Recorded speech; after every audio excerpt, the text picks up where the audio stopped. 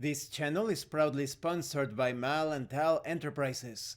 Please check out the links to their store and to their Patreon. They have a huge selection of Dungeons & Dragons 5th edition compatible products, everything from mythological fantasy to Gothic steampunk. There is even a video game inspired bestiary, so definitely check it out. And the Weird Frontiers role-playing game, a dungeon crawl classic style Weird West tabletop RPG. Please check out the links also in the description and in the comment. Hi! Welcome to this part of my review featuring the Raven storytelling role-playing game. If you haven't seen the other parts of my review featuring this storytelling RPG experience based on the works of Edgar Allan Poe, please check out the playlist in the description below. This time we are going to talk about character creation, your Corvus character. You create a character belonging to an aristocratic and decadent family, descending from Poe. The process is quite deep and complex, not complicated, not difficult, but it results in a highly detailed character. And the great thing about this is that because this is a storytelling RPG hybrid experience, your character cannot die unless you allow it to do so within the fiction. That is, no matter what horrible things your character goes through, that character won't die, or it won't disappear in the case of spirits and ghosts, until you allow it. That way you feel as an author, emulating a Poe story. So don't worry if you have to go through this process thinking, oh no, my character could end up dying pretty early in the scenario. That is completely under your control as a player. And of course, your character may end up maimed or deformed, physically or mentally, perhaps spiritually, because of the situations that that character will face. But the demise of that character is up to you. That's part of the storytelling process in this tabletop RPG hybrid. The process is directly tied to the various sections of the character sheet or playbook. First, you determine your concept, your motto, your name, and what makes you an aristocratic, tenebrous, and elegant member of the Corvus family. When it comes to your attributes or stats, these are defined by your personality. There are various aspects of your personality. You have creative, learned, proud, passionate, rational, and physical. You distribute a number of dice, Corvus dice, among these different aspects of your personality. These different traits are used to solve various situations in the game. So for example, if you are creative, you are going to be solving various tasks and checks in the most creative ways possible. But of course, perhaps you are not very physically inclined. So maybe you assigned 3 dice to creative, but only 1 to physical. That means you are not very skilled when it comes to handling things in a physical way. You also determine your tendencies. These represent your general approach to various situations. If you perform an action according to your tendency, you add 1 Corvus die to the check, and this will often generate problems. Perhaps you are a necromancer that forgets about everything else when conducting necromantic research, so perhaps someone is in danger and you forget about them. Or maybe you forget about a candle or a lantern and you cause a fire. Then you determine your Corvus curse. This is your family curse, hidden inside your soul, driving you to obsession and guiding your actions, whether you like it or not. It manifests in each Corvus character in a different way. It consists of a work by Poe and a theme dealt within that work, and a sentence that indicates how it is manifested. On a mechanical level, you can trigger the curse once per session to achieve success in something, although this will always bring complications. Then you determine your cursed beloved. Maybe it's a person that died, or maybe it is someone that is still alive. This is a powerful relationship that in a way drives you, but at the same time, they are your weakness.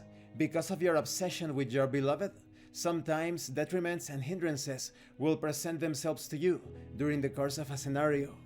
You also establish links and connections between the other members of the Poe family and you, rather the Corvus family, excuse me.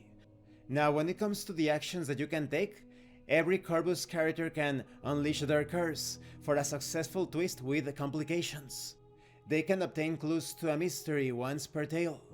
They can indulge obsessively in their addiction or their beloved to recover or ease a mental or physical after effect. Of course, this generates a twist with complications. And they can explore the mystery as well. Once per tale, You can ask for a scene that looks closer to a clue in the mystery. Now, for the sake of immersion, both from a storytelling and roleplay angle, I would highly recommend that you do not ask the game master, or in this case, the Tenebrous voice, to establish a scene. Handle it through roleplay or through storytelling. It's as easy as: I go to the family archives to investigate the mysterious disappearance of my ancestor. Or, John Doe heads to the archives to investigate the mysterious disappearance of the ancestor. As easy as that. No need to break the immersion. So this was quite clumsy. Do not ask questions to the game master. Apart from this, you can also carry out vocation actions and cursed actions that are quite personal to your character. That is, they are determined by your playbook. Then you determine your cursed magic art. Every Corvus character starts the game as a specialist in a magic art of the order linked to their vocation. You must also select the personality aspect that you do all your magic with. Perhaps you carry out magical rituals through dance, then it's something physical. Or maybe you depend on the complex use of mathematical formulae, then it's a learned approach. You also define the distinguishing features of your magic. Your circle of power, that is, this indicates your status within the order and your magic capacity. You also determine your cursed magic actions. To use magic, there are two generic actions: unleash your cursed magic for an instant spell, and undertake a ritual. We will talk more about this in a future part of the review. You also establish your magical sacrifices. Magic is a terrible gift. Any use of it that causes a plot twist will require a sacrifice. You also determine the after effects. These are any physical or mental consequences your character suffers, defined by a word or a short sentence. You also establish your personal mystery, your social circle, your pending twists. During the session, you will end up with helps that you are owed, problems that threaten you, and other pending twists. Then you determine your personal valet, someone that helps you dress, clean your wing of the mansion, repair or buy your clothes. Then you establish your laboratory, your library, and your tenebrous objects. You also start the game with a personal trauma. When it comes to your path through the mist, the Corvus blood is cursed, of course. If it runs in your veins, you will sooner or later find yourself on the path through the mist towards corruption, just like your ancestor Poe.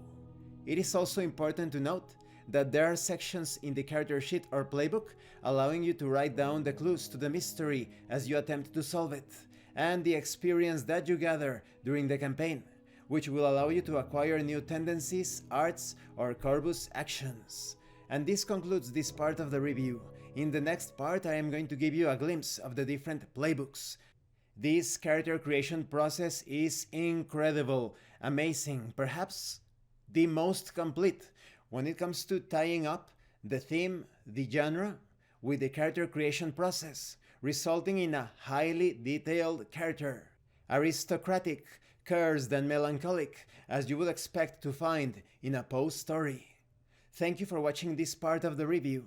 Don't forget to leave a like, a comment, and subscribe.